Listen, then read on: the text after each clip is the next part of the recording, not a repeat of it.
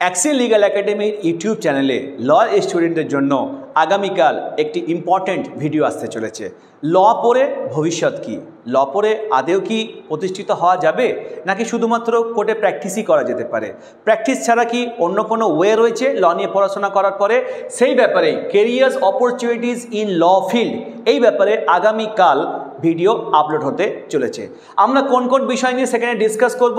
ল pass করার পরে যদি কেউ প্র্যাকটিসে আসতে চায়, যদি কেউ কর্পোরেট সেক্টরে আসতে চায়, যদি কেউ একাডেমিক্সে আসতে চায়, ল পড়ে যদি কেউ ল রিলেটেড কম্পিটিটিভ এক্সাম দিতে চায়, সেক্ষেত্রে তাদের কোন ওয়েতে যাওয়া দরকার, কীভাবে পড়াশোনা করলে তারা সেইটাতে সাকসেস হতে পারবে, এবং ডিটেলস যে ডিসকাশনসটা রয়েছে সেটা আগামীকাল এবং পরশু এই দুটো ভিডিওতে আমরা বিস্তারিতভাবে আমরা সেখানে ডিসকাস করেছি যে প্র্যাকটিস করতে গেলে কোন কোন এরিয়াতে করা যেতে পারে, সেখানে কি কি টপিকে প্র্যাকটিস করা যেতে পারে, কর্পোরেট সেক্টরে যেতে গেলে তার কি ক্রাইটেরিয়ার প্রয়োজন রয়েছে, কীভাবে সাফল্য পেতে পারে, একাডেমিক্সে আসতে গেলে কোন ওয়েতে গেলে একাডেমিক্সে সাকসেস হওয়া যেতে পারে, কম্পিটিটিভ পরীক্ষা দিতে গেলে সেখানে কী কী কম্পিটিটিভ পরীক্ষা ল রিলেটেড রয়েছে, তার সিলেবাস কী রয়েছে, তার কোন ওয়েবসাইটে ডিটেলসটা পাবো, কী কী পরীক্ষা রয়েছে কোন এরিয়াতে, বিস্তারিতভাবে সেখানে আমরা ডিসকাস করেছি। তবে হ্যাঁ, যে দুটো ভিডিওতে আমরা করেছি, ভিডিও দুটো লেন্থ হয়তো একটু বেশি, কিন্তু আমি কথা দিচ্ছি যদি সেই ভিডিওগুলো তোমরা যদি দেখো তাহলে তোমরা এই ল রিলেটেড যে সমস্ত পরীক্ষা রয়েছে